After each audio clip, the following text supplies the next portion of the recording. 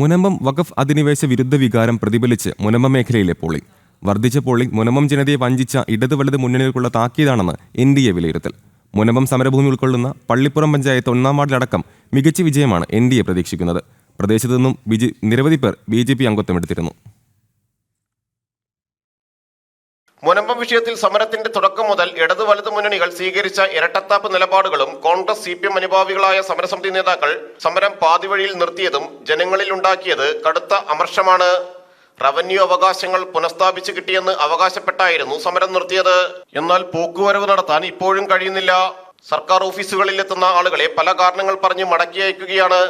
ഒരു ജനതയുടെ ജീവിക്കാനുള്ള സമരത്തെ പിന്നിൽ നിന്ന് കുത്തിയ ഇടതു വലതു മുന്നണികളോടുള്ള എതിർപ്പിൽ മറ്റ് രാഷ്ട്രീയ കക്ഷികളിൽ പ്രവർത്തിച്ച നിരവധി പേർ BJP അംഗത്വം സ്വീകരിച്ചിരുന്നു. മുനമ്പം സമരപ്പന്തലിലുണ്ടായിരുന്ന വേളാങ്കണ്ണി പള്ളിയങ്കണം ഉൾപ്പെടുന്ന പള്ളിപ്പുറം പഞ്ചായത്തിലെ 1-ാം വാർഡിലടക്കം മികച്ച മുന്നേറ്റമാണ് NIA പ്രതീക്ഷിക്കുന്നത്. ഉയർന്ന പോളിംഗ് ശതമാനം ഇതിന്റെ സൂചനയാണെന്നാണ് വിലയിരുത്തൽ. ഭൂസമര സമിതിയിലുണ്ടായിരുന്ന ഭൂരിഭാഗം പേരും ചേർന്ന് രൂപം കൊടുത്ത സമരസമിതി 2-ാം ഘട്ട ഭൂസമരം തുടരുകയാണ്. പള്ളിപ്പുറം ഗ്രാമപഞ്ചായത്ത് 1-ാം വാർഡിൽ NDA സ്ഥാനാർത്ഥിയായി മത്സരിക്കുന്ന കുഞ്ഞുമോൻ അഗസ്റ്റിന് പിന്നിൽ ജനങ്ങൾ ഒന്നാകെയുണ്ട്. തൊട്ടടുത്ത 2-ാം വാർഡിൽ മത്സരിക്കുന്ന മഞ്ജു ബൽരാജും 8-ാം വാർഡിൽ മത്സരിക്കുന്ന സന്നദ്ധ സേവന വഴികളിലെ നിറസാന്നിധ്യമായ ശ്രീചെറായിയും അടക്കം പഞ്ചായത്തിലെ പല വാർഡുകളിലും NDAക്ക് മുൻതൂക്കമുണ്ട്. തിരിച്ചടി വരുന്ന പലയിടത്തും LDF UDF രഹസ്യ ധാരണകളുമുണ്ട്. ജനം, കൊച്ചി.